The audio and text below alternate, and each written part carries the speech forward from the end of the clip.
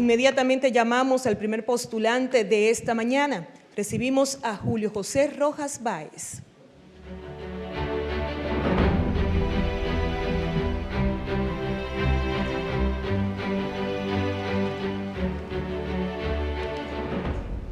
Muchas gracias, doctor Julio José Rojas Báez. Este Consejo Nacional de la Magistratura le otorga 5 minutos para una presentación libre donde usted puede presentar sus credenciales académicas, hoja de vida o cualquier otra información que usted considere relevante para su evaluación.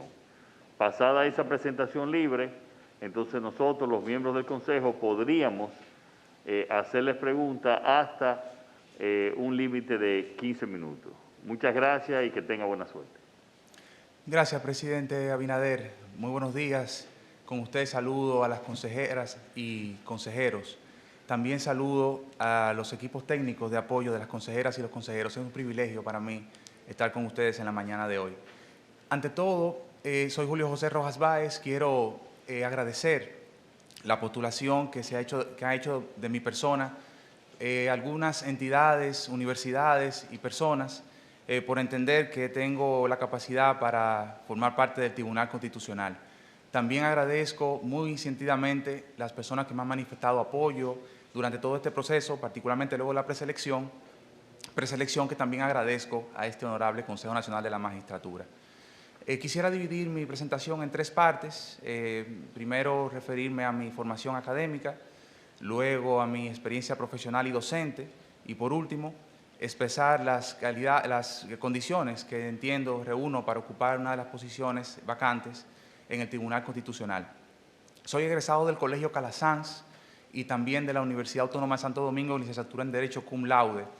Posteriormente recibí la beca Fulbright y realicé maestría en Derecho Internacional en American University Washington College of Law en Washington.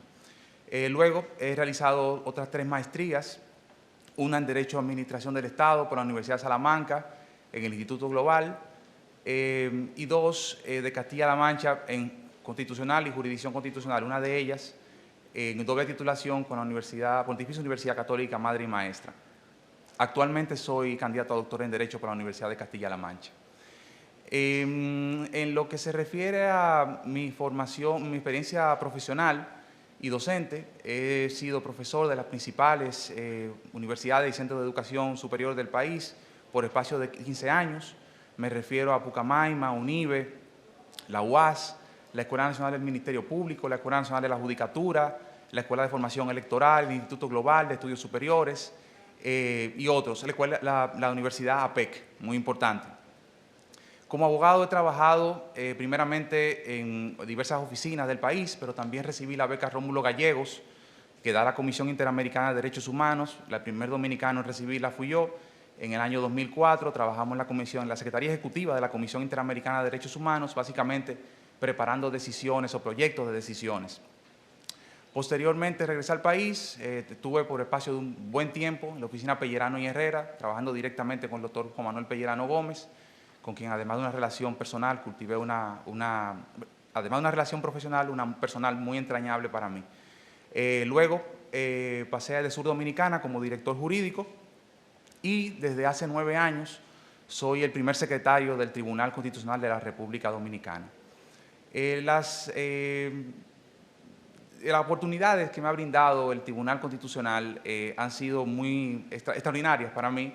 Me he sentado en el mismo salón que las juezas y los jueces del tribunal.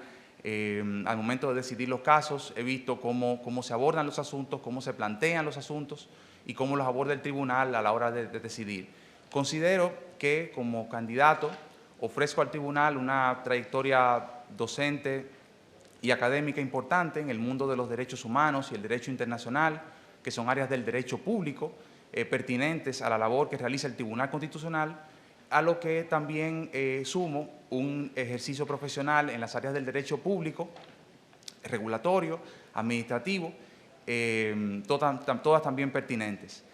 Considero que he acumulado una experiencia que me permito poner al servicio del país. Como juez del Tribunal Constitucional ya he contribuido con el establecimiento del tribunal desde el día 1 y ahora consideraría que de ser designado como juez podría continuar contribuyendo a que el Tribunal Constitucional ejecute ese triple mandato que tiene en virtud de la Constitución, la garantía de la supremacía de la Constitución y del orden constitucional y la protección de los derechos fundamentales. De esa manera, considero, se puede dar paz social y, sobre todo, la felicidad y el desarrollo de las personas en la República Dominicana que aspira nuestra Constitución. Muchísimas gracias y quedo a disposición de ustedes. Bueno, muchísimas gracias, doctor Julio José Rojas Báez. La magistrada Miriam Germán tiene una pregunta.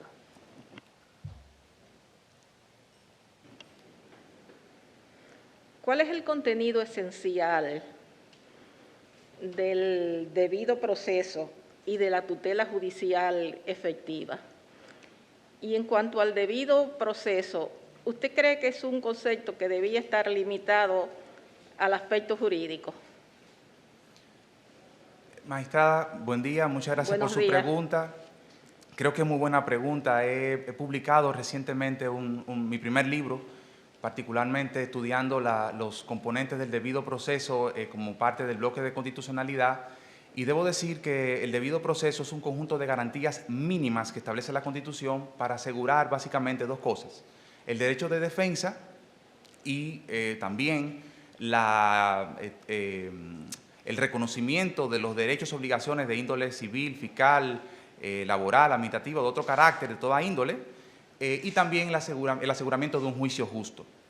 Por consiguiente, entiendo que en cada oportunidad en donde vayan a delimitarse derechos y obligaciones de cualquier índole, de cualquier tipo de persona, opera el debido proceso. Particularmente en el caso de algunas materias en donde tienen la posibilidad de ejercerse algún tipo de sanción, pues el debido proceso cobra un realce.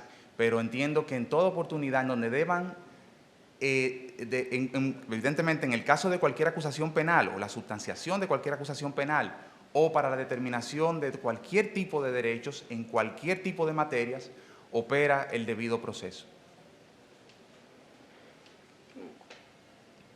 Muy bien, la magistrada Salcedo y después el senador Bautas Rojas. Muchas gracias, presidente. Bueno, ya con su experiencia que tiene dentro del Tribunal Constitucional y de la formación que tiene, le quiero hacer una pregunta. Desde el punto de vista suyo, ¿qué estaba mal o qué no encajaba en el constitucionalismo liberal de antaño, que era lo que conocíamos, que requirió de una nueva dimensión con el neoconstitucionalismo? ¿Cuál es la opinión suya? ¿Por qué pasamos de una a otra? Es una excelente pregunta, magistrada. Considero que el constitucionalismo actual lo que ha permitido básicamente es la ampliación del catálogo de libertades y derechos como mecanismo para la limitación del ejercicio del poder público. Creo que la Constitución Dominicana, como en tanto instrumento político de efectos jurídicos, como lo son todas las constituciones modernas, lo que tiene por finalidad es permitir que las personas se desarrollen, colocar al individuo en el centro del enfoque del Estado.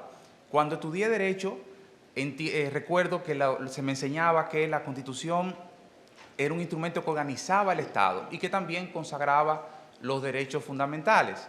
Hoy en día, la Constitución es un mecanismo que limita el ejercicio del poder público en aras de reconocer, garantizar y tutelar derechos, para lo cual se organiza el Estado. Es decir, son las mismas cosas, pero se coloca al individuo en el centro de todo el andamiaje constitucional. Creo, en definitiva, que ese es el gran propósito, no solo de las reformas modernas en el ámbito constitucional, sino también la creación y el establecimiento de estos tribunales como mecanismos novedosos, dotados de herramientas novedosas para poder asegurar ese triple mandato que mencioné anteriormente: la supremacía de la Constitución, el orden constitucional y la protección de los derechos fundamentales. Muchísimas gracias, doctor, y gracias, presidente. Senador Bautas. Buenos días, licenciado Rojas Báez. A propósito de su experiencia laboral en el Tribunal Constitucional, a mí me gustaría tener de usted la opinión sobre la necesidad de la votación para la toma de decisiones, la necesidad de que sean 9 magistrados los que voten para favorecer una decisión. ¿Qué opinión tiene usted? ¿Qué se puede hacer? ¿Cuál es el futuro de ese comportamiento y de ese elemento reglamentario? Senador Rojas, la pregunta que usted me hace es muy buena, me permite incluso abrir mi corazón ante este consejo.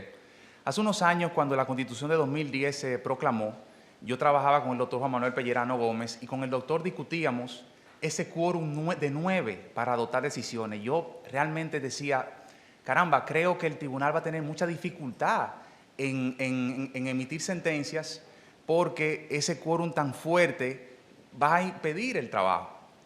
Debo decirle, senador, consejeras, consejeros, que me he comido mis palabras.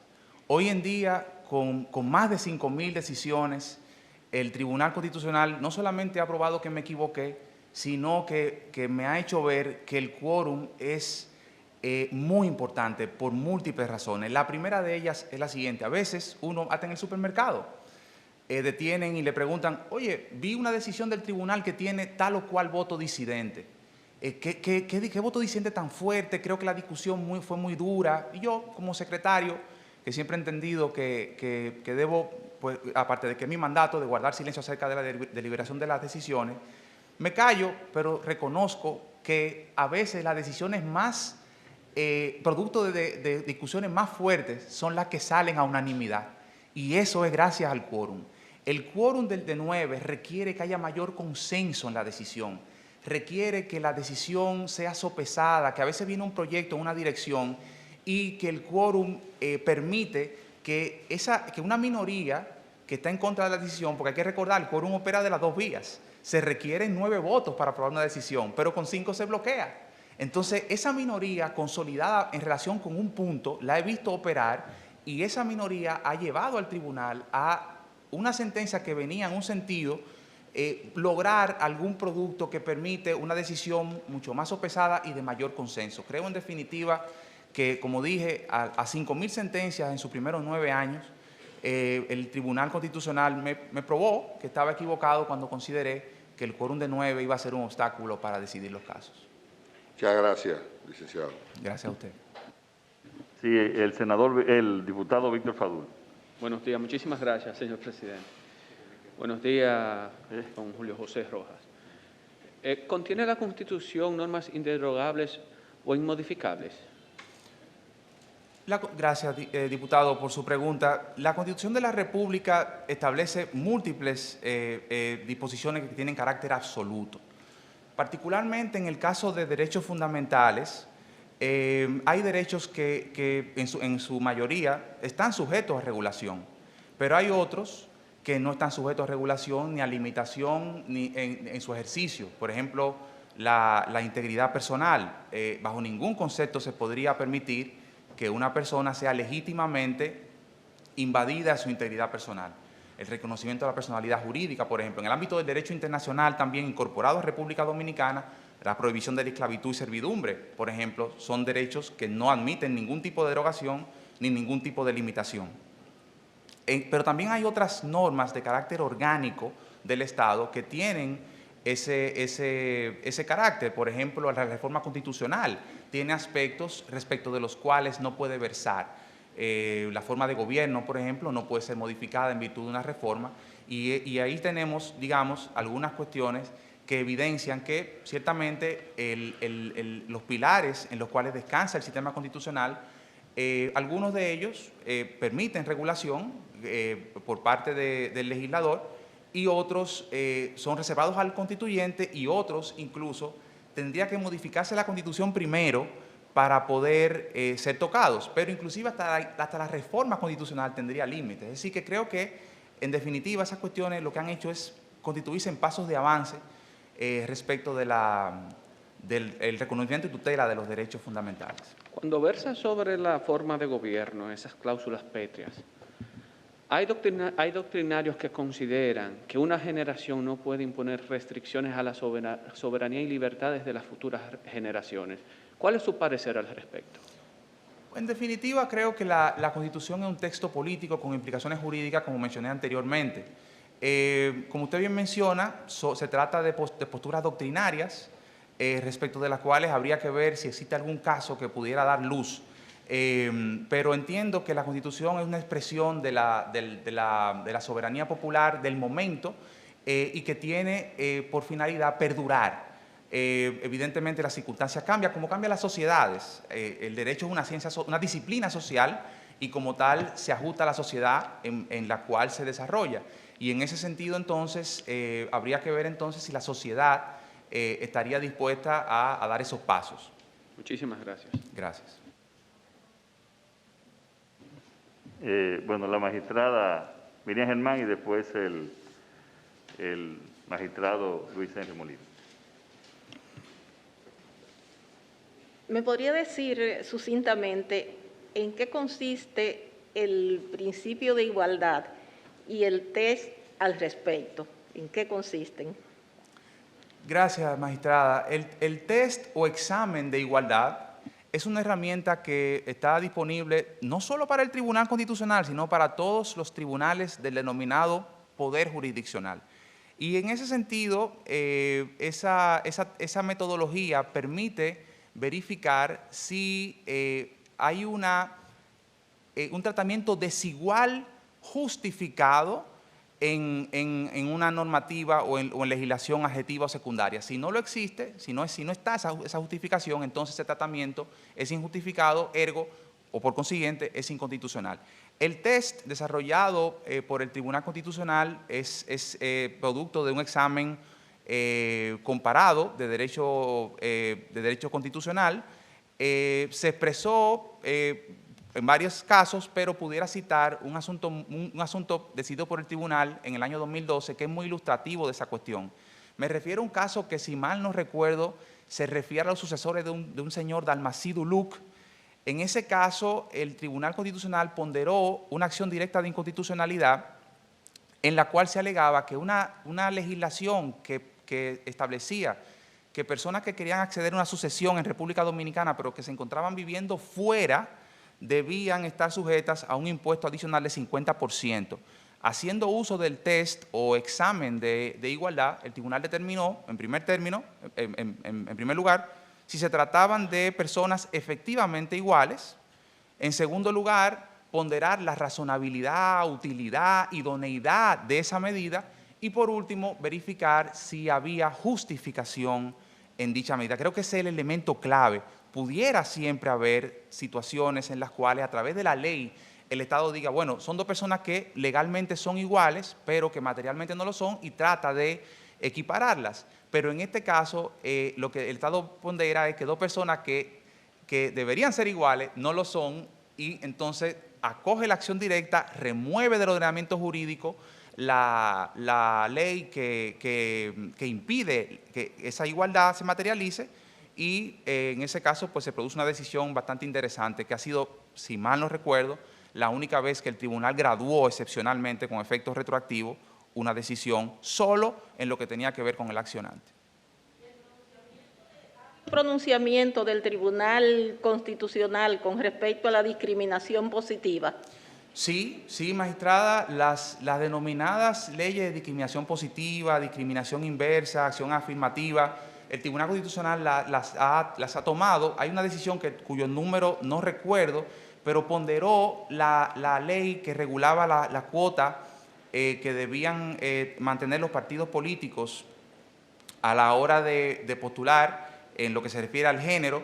Esa ley 1200 fue declarada conforme con la Constitución por el Tribunal Constitucional, principalmente por el hecho que mencioné anteriormente, es decir, dos personas hombre y mujer, que tienen igualdad legal en virtud de la ley y de la Constitución, pero que el tribunal entendió que en ese caso en particular, por cuestiones propias de índole social, no accedían en igualdad de condiciones a la política. El legislador quería acercarlas a la igualdad. Gracias. Gracias. Doctor Luis Henry. Buenos días, doctor Julio José Rojas. El magistrado Ruiz Tejada trabajó la condición de razonabilidad en una sentencia, si no me equivoco, del año 73. Después el doctor Juan Manuel Pellerano Gómez, justamente un reconocimiento que le hizo junto con el magistrado Jorge Subero Isa, retrabajó la condición de razonabilidad, debido a proceso sustantivo, en otras perspectivas distintas a las que había trabajado el magistrado Ruiz Tejada en la motivación de su sentencia. Entonces, el principio de razonabilidad es un parámetro de constitucionalidad y de alguna manera ha evolucionado en el tiempo, no es estático, y sobre todo a la vista de los derechos fundamentales. Debido a su formación en Derecho Internacional y en su formación en Derecho Constitucional, ¿qué aportes haría usted en la evolución del principio de razonabilidad al Tribunal Constitucional si fuera juez del Tribunal Constitucional? Gracias, presidente Molina, por su pregunta. El principio de razonabilidad, en esencia, está formulado actualmente está formulado en los mismos términos que como se encontraba formulado en el régimen constitucional que estuvo en República Dominicana hasta el 25 de enero de 2010. Básicamente lo que se refiere a que la ley no podrá disponer más allá de aquello que es útil en la sociedad, útil y razonable. El Tribunal Constitucional ha formulado su test o examen de razonabilidad también haciendo uso del derecho comparado y ya ha tenido oportunidad de emitir importantes decisiones en los siguientes términos. Básicamente tres cosas. Estudia la medida tomada, es decir, el fin perseguido, la medida tomada y una correlación entre esa medida que se toma y el fin perseguido. Creo que los parámetros de navegación del Tribunal Constitucional en materia del principio de razonabilidad están muy bien definidos porque siempre se procura dos cosas en relación con los derechos afectados. El contenido esencial, uno, y también se procura que la medida adoptada, aparte de surtir un efecto en la sociedad democrática, se enmarque en lo estrictamente necesario, es decir, la medida menos restrictiva para lograr el fin perseguido. Creo que la jurisprudencia del tribunal ha sido extensa. Es uno de los casos, uno de esos casos ha sido los muy excepcionales donde se ha establecido que una ley no cumple con ese principio y como tal ha sido excluida del ordenamiento jurídico. Y básicamente entendería entonces que pese a ser un principio claramente establecido respecto de la ley, entendiendo ley como en sentido estricto la ley, el tribunal tendrá la oportunidad de explorar múltiples aristas a medida en que sigan llegando los casos y que sigan haciendo los planteamientos, particularmente sobre la base de esa doctrina que ya se ha construido. Bueno, muchísimas gracias al doctor Julio José Rojas Báez. Gracias por responder esta pregunta. Gracias, presidente. Muy buenos días a todas y todos. Que pase buenos días.